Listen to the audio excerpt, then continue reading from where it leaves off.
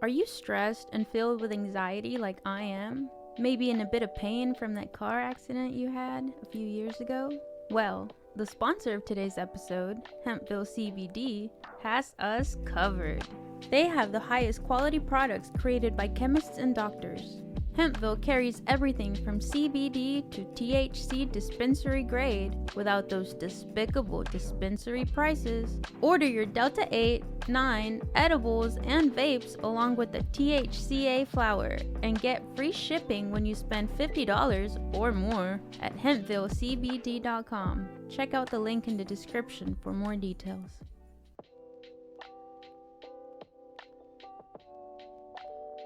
Welcome to the Filmistines, the double feature podcast. Join us as we unravel the interwoven experience of the continuous conversation of cinema. Take part in pairing movies with their cursed counterparts, movies that share DNA, or even pairing questionable duos by joining our Patreon at patreon.com/Filmistines. We offer tiers at the $1, $5, and $20 level. For the $5 tier, we grant the ability to request films to further the discussion. So grab some popcorn, sit back, and get ready to join the 100-year conversation. This is the Filmistines, where movies are more than just entertainment, they're an experience. They're an experience all around you.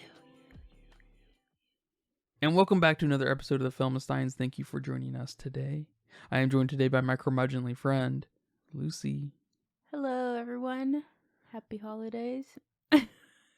Wait, oh, curmudgeon wouldn't say that. Fuck your holidays. Yeah, fuck your holidays.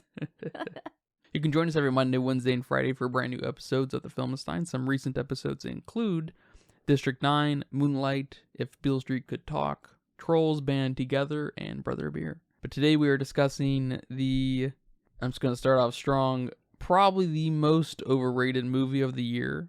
Alex Payne's, I want to say Thomas Payne. Of course, that's not the right Payne. Any relation? I don't know. But Alexander Payne's The Holdovers. The recent 2023 The Holdovers. Yeah, I'm right there with you. Definitely overrated. I'm trying to think, there was a recent film that we watched that was kind of overrated, but I don't think it's quite on this level. Probably Sound of Freedom is what I'm thinking. But definitely not on this level. Yeah, Sound of Freedom isn't as strong of a film, but it's also not nearly as loved. I think this film's better than Sound of Freedom, but I also think Sound of Freedom's borderline bad. I don't think this is a bad film. I think this is a very fine film. It's the only real star of the show, I think, is maybe emulating some of that old 70s, 80s look of filmmaking. I'm not really sure. Wasn't around back then. Haven't seen an awful lot of films. Didn't grow up with it. Didn't grow up in the times to get the feel of the air, you know? So I do like the VHS-look? The VHS-look. Yeah. I do think that's kind of fun. But I was mostly bored out of my mind with this movie. I like theatrical performances, right? I love Nick Cage. He's not quite theater, I guess, but he's something. Yeah. Along those lines. He's extra. And I feel like we get a little bit of that here. I don't know if it's like an improvisation kind of situation or some kind of, mumblecore exercise. Yeah, something about the performances for me were not hitting home. Of course, our main dude, Paul Hunnam, was pretty great. He was pretty fantastic. He definitely has this interesting look, and, especially with his lazy eye, which I guess is not real, by the way. I thought it totally was. Yeah, great job. You fooled me. But besides him, everyone else, I don't know if I want to use the word fell flat or were kind of just not on par with him. And I see that the actress who plays Mary is being predicted to win or predicted to be nominated Best Supporting Actress at the Oscars. And I don't know. I don't see it. I definitely think they start out strong with her character here in this film and just completely forget about her throughout. Yeah, she's not really your proper secondary supporting, or primary, I guess, supporting actor. She does fall to the back burner pretty quick, especially when they leave the school. Like that's not what your supporting character does. The kid is the supporting character of this film. Sort of. He's sort of a main supporting character. Yeah, but they kind of ride this line of an ensemble cast where there's not really a main character either. Well, yes and no, because Paul here is the only character who, to me, feels like actually developed and grew. And that's kind of a trait of our main character. He's the only one that had an ending, had something to look forward to. Whereas Angus and Mary are still stuck in the school. They're still going to be the way they are. So because of that, it felt to me like it was more of Paul's story than anyone else. And if it wasn't supposed to be taken that way, then I definitely took it that way. Just because of the lack of growth of the other characters. Yeah, I feel the same way.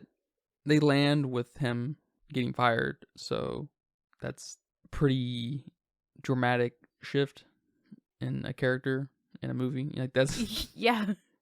But I guess the setup to that feels so mumblecore-y, where it's so implied that there's so much underneath all of these characters' words, and I think this movie balances this weird act. I'm not sure if I'm just not being sold quite what it is, but up until the last maybe 15 minutes, it feels like a mumblecore film where we don't get a lot of meaningful emotion and context with what characters are saying. We have to read into their body language, and like it lands on a weird Barton adage, I guess, that Barton men don't lie, and they echo it 2 or 3 times, probably 3 times. That's the rule of thumb, right?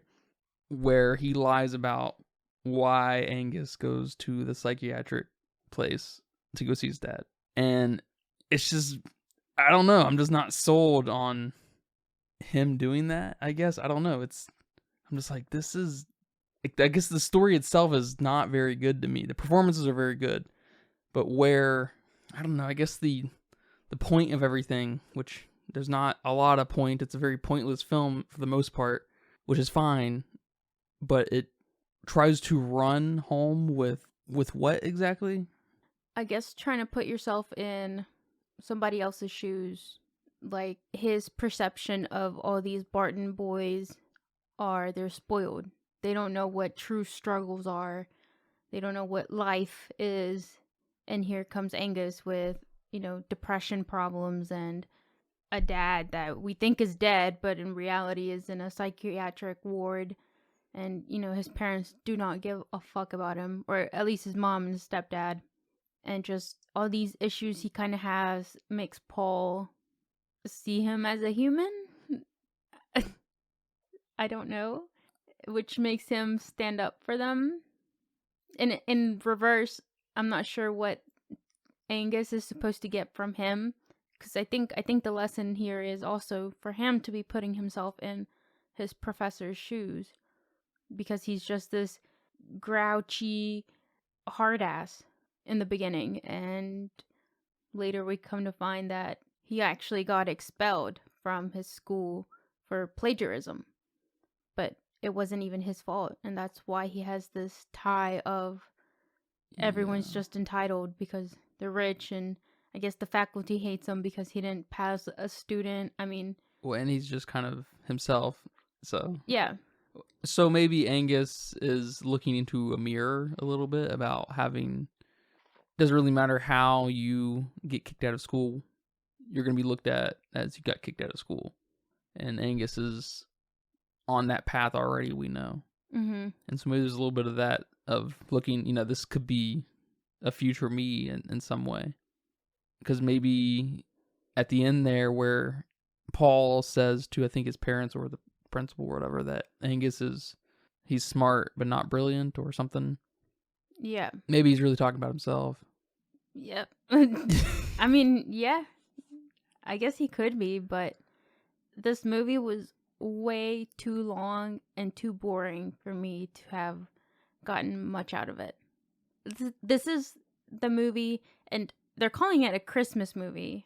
It's and a new Oscar classic, and I don't know, all these claims, but this is the type of movie that when your family's coming over and you want to have something in the background, you put this movie on. And it's just there because it looks very pretty. Nothing you have to pay attention to, but it's, long enough that it can run the whole time your party's going on for 2.5 hours. I don't know how long it is, but. Is this a supremely executed Hallmark movie? Kind of feels like it.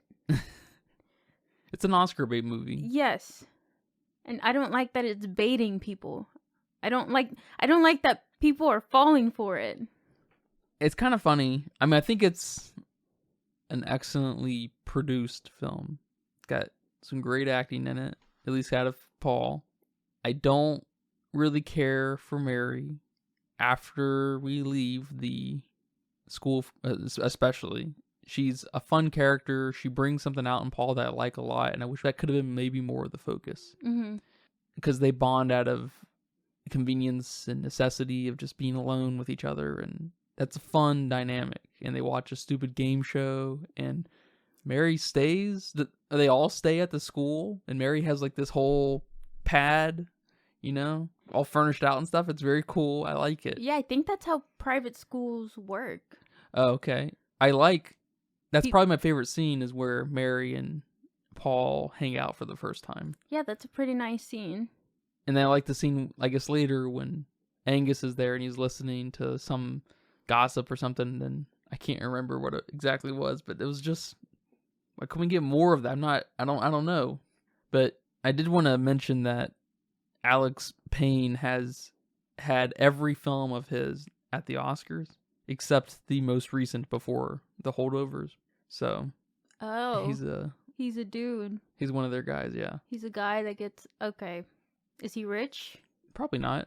Not making movies like this. Damn. I mean like other rich, like other monies. I don't know. That's just a question that popped into my head. You thinking he buys his way? He buys his way into the Oscars? Look, just a question that popped into my head. That's all I am saying. I don't know. You said it. I don't know. Yeah, the story doesn't do it for me. Especially the way that Angus is the only boy that gets left. That part seemed kind of silly to me, and I don't know if this is supposed to be a funny movie. There are some funny moments in it. I know it's not a comedy, but just kind of felt like a Home Alone kind of humor when all the other boys just happened to go on a ski trip because of one guy's dad that brought a helicopter. That was very ridiculous. And I don't know if I was supposed to find it humorous, but I didn't. I just thought it was weird. It was super weird and not fitting for what this movie was trying to be. Yeah, it was hard to tell where the movie was going at that point because we were focusing so much on the group of kids. Right. And then it all of a sudden felt kind of focusless. Right. I thought it was going in the friendship kind of Breakfast Club. Yes. Route. That would have been cute. Because of how he helped that Asian kid hide that he peed the bed. Mm-hmm. So I thought we were kind of having a moment here, and then all these boys were going to come out having a friend or something to go through with them in the school. But no, they just got flown out. Like, okay, great. Now what? Now all this time you spent developing these boys and me vaguely caring for them, now they're gone. Now I have to switch perspective. I mean, what is going on here? Yeah, you gotta wonder if that's a moment of movies of yesterday kind of thing. Well, they should have stayed in yesterday. They should have stayed in the past because they're confusing. They mostly have. I think. I don't know if a lot of people make movies like this. And it really didn't pick up for me until they had their trip. But then we lost Mary. We lost a crucial third member. So it was just off. It was very off. And we come back. Paul sacrifices his job for this kid. I mean, I don't know how many people sacrifice their jobs for a kid that they feel sorry for. Well, I think maybe part of it was we were supposed to get the impression that Paul was like waiting for something big to happen so he could go to the next thing in his life, but he's been teaching here for 30 years or whatever, 25 years, and that doesn't really happen. Normally you don't just wait for something to happen, you have to go get it. But I'm not sure exactly what he wanted either. Mm-hmm. I guess he wanted to write a book, his monograph. Yeah, but this is that mumblecore kind of thing tapping in a little bit where that wasn't exactly what he wanted. He wanted something a little bit more, and just like, I don't know. It's just, it taps a little too much into that mumblecore thing for me to like just say it already. I don't know. It's mumblecore is the worst genre of filmmaking. I'm just gonna go out and say it. And this isn't entirely mumblecore, but I think it's probably like 70%. So it's just it's way too much percent. 10% maybe fine. I may not even notice. Yeah, 70% of a 2.25, 2.5 hour movie, not good. I did want to tell you that Paul, the guy who plays Paul, his name is Paul in real life. Mm-hmm. He plays Tim in Robots. Oh, okay. That's funny. He's also in Lady in the Water. Mm-hmm, yeah. I didn't know that until, I don't know what I was reading. I was like, what? That's him? That's crazy. Yeah. That's when I knew that the lazy eye wasn't. Oh. Yeah. I was like, did he develop a lazy eye throughout his filming career? But no, apparently that's what he did. Which, the actor who plays Angus said that really helped him get into character. Because when that lazy eye was on, he knew he should be on. And when the lazy eye was off, he knew that, okay, it's we're not filming, we're cool, we're not, which was hilarious to hear. It's like when you put makeup on, you're like, all right, we're in the role, we're in the character. For him, it was the lazy eye. They filmed some of this at Angus's actual high school where he graduated. Why? I don't know. It probably just worked out that way. They did local casting calls, and he maybe lives in the area still. So did he get chosen because of his school? I doubt it. Okay. They filmed at several schools. They filmed at different schools? Mm-hmm. Okay. All right. Like the cafeteria is probably one, the kitchen was probably one, the outside of it was probably one. That's cool. So he's a private school kid? Was that a private school too? Where they filmed at? Or did he just go to a bougie-ass, old-ass high school?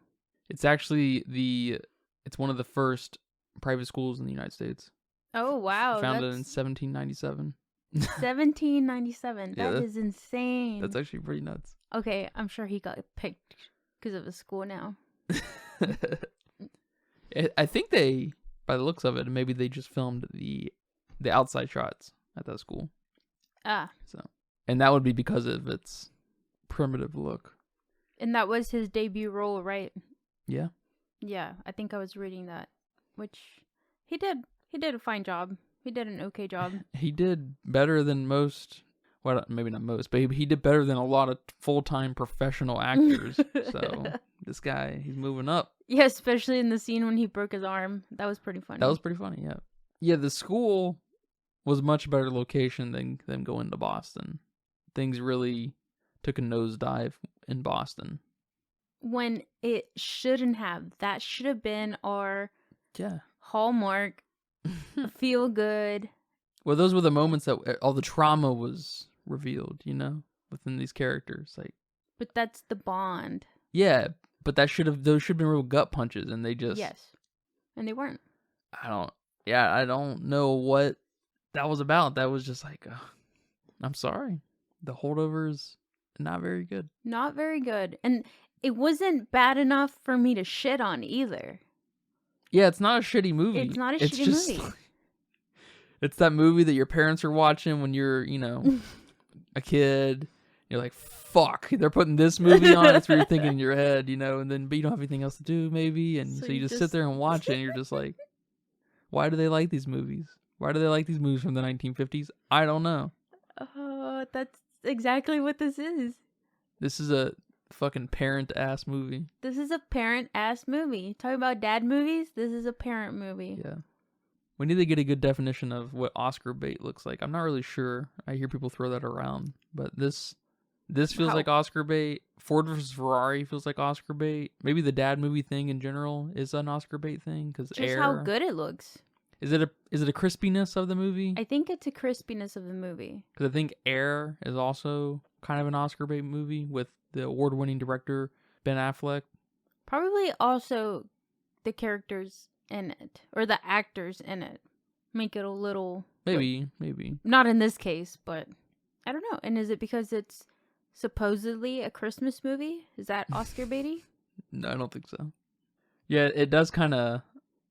It is going to enter in the echelon of those movies that they're not really Christmas movies, but they just take place at Christmas. You know, like Nightmare Before Christmas, much more of a Christmas movie than this. I'd argue it's a hardcore Christmas movie. You got Jack saving Christmas. Yeah, we can argue about that, but at least I agree that it is more of a Christmas movie than this movie. Yeah, like how people say Die Hard is a Christmas movie. Oh yeah, that's a good one. That's a good one. I couldn't think of one fast enough. Good job. Another thing that was a little weird, and I did read about it, and I thought about it while watching the film, and we get a fraction of it through Mary with her son dying in Vietnam. This is the most politically kind of tense time I feel like in American history, and I don't know if that was like echoed in movies at the time, or there was this kind of agenda to pretend, or at least to not pretend in that it doesn't exist, but to just kind of give you some fresh air of not everything needs to be doom and gloom kind of thing, even though it might take place at a doom and gloom time. But we didn't get any political heat in this movie that I thought we might, because they really kind of place us in, all right, we're at a time of social strife, Yeah, I thought all they were trying to say with that, which, me missing stuff in movies, was that Mary was poor, and the only reason her son went to war in the first place was to get the GI Bill so he could pay for college. Which is a thing. Even today, I imagine it was even more so then, because, the military could actually pay for your school. They fucking couldn't today because no one can. And just a little bit of the social inequalities. Yeah, maybe. Just to throw in some different character here. I don't know. I guess it just brings the question, why bring it up? Yeah. It's not like they took a stand or made us socially aware of anything. Unless they are trying to make us socially aware of GI Bills, I guess. Don't sign up for the military just to go to school. Who knows? Not worth the free school? I don't know. Yeah, I have no idea. That's an interesting point. Are you okay with calling this a period piece? No, this is not a period piece. We didn't have enough of the period. We didn't have enough of the settings. Well, yeah, I don't know. I have to think about that. Because we did go through a few museums. I did like the outdoor bookstore that they were at when they went to Boston. That was pretty cool. What the fuck if it rains? I know. All of a sudden. I was thinking the exact same thing. Like, those books are fucked. Maybe that's like a guilt thing. They're trying to make you buy the books real quick. So I definitely would. I'd be like, oh, save shit. the books. Save the books. That was weird when that, like, prostitute lady, whatever she was, came up to Paul and was like, hey, looking for a good time? That was weird. That was weird. I don't know. Maybe it's a Boston thing. I don't know. Yeah, maybe it is. That's funny. But we didn't get enough of maybe some of the other things that were going on in this time period for it to be called a period piece. And just the feeling of period pieces. It was missing there. Period pieces are very dramatic and heartfelt. And there was nothing dramatic or heartfelt in this movie. Do you think Paul is going to be, first of all, nominated for best, what do they call it? Best actor? Best performance actor? Best lead actor? I'm sure there's a fancy title there. Yeah, I think it's best leading actor. Best leading actor. You think he's going to be nominated? Or you want to save your predictions? I don't have predictions. There's too many movies. I will be happy to predict when the shortlist comes out, but... All right. So, because I saw a lot of it. I saw a lot of him being predicted to be nominated and Mary to be predicted. Are people only saying this because of the lazy eye? Which is, I mean, that's pretty amazing. It's awesome. I don't know if I've seen anything like that. Now that I know, I'm surprised his eye didn't get stuck that way. You know how your mom's always telling you, don't do a certain thing because you're gonna get stuck that way? Wait, he has control over this eye? Yeah. He can do that to his eye? Yes. You saw him say that? I saw the guy who plays Angus tell us that. It's not a prosthetic? Oh, I don't know. Is it a prosthetic? Oh, I don't know. Oh, I don't know. I thought you knew. No. I don't know for sure. Yeah, I think he's going to be nominated for Best Actor, though. Yeah. That was my question. Thank you. Yeah, I think he's definitely going to be nominated because I don't think there's an awful lot of competition. I think there's been some really good movies come out, but I don't think I think strong performances are much rarer than good movies.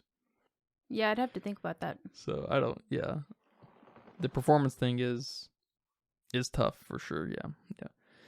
But yeah, man, thank you for watching this movie with me and talking about it today. You're welcome. Do you have a budget guess? I do. My budget guess is $25 million, based solely on the length of this movie and how it looked. But now you're telling me they got free shots of schools? I don't know about that. I don't know. There's no budget online. Oh, that's nice. So I don't know. So you have no idea. That doesn't feel wrong. 25 million. That doesn't sound bad. All right. I feel like thank you. I can get behind that. I think it's still theaters. It's still at theaters? Didn't it come out in like October? Yeah, at the end of October, I think. Yeah, and it's gone on to make about 16.4 million so far, but it hasn't had a worldwide release yet, so it might make some money. Yeah, I guess we don't know what the budget is. It could have been 2 million. Maybe this guy knows how to budget. Who knows? It's pretty impressive sometimes, so yeah. It's hard to say. Yeah, I think I did see that it was supposed to release in the UK in January. Okay. So it hasn't finished releasing. So yeah. All right. Well, I hope they make some money. All right. Thank you guys for listening to this episode. Remember, you can catch us every Monday, Wednesday, and Friday for brand new episodes of the Filmistines over on Patreon, Google Podcasts, Apple Podcasts, Spotify, Pandora. And remember to leave nice reviews, comments, likes, tell your friends, your grandma. But until next time, take care. Bye-bye. Bye-bye. And that's a wrap for today's episode of the Filmistines. Thanks for tuning in and joining us on our cinematic journey. We hope you enjoyed the discussion and gained some new insights and perspectives on the world of movies. Don't forget to subscribe to our podcast on your favorite platform, especially Patreon at patreon.com/Filmistines, and follow us on social media for more film-related content. We love hearing from our listeners, so if you have any feedback, suggestions, movie recommendations, or book recommendations, please feel free to reach out to us. Until next time, keep watching, keep loving the magic of movies. This is the Filmistines, signing off.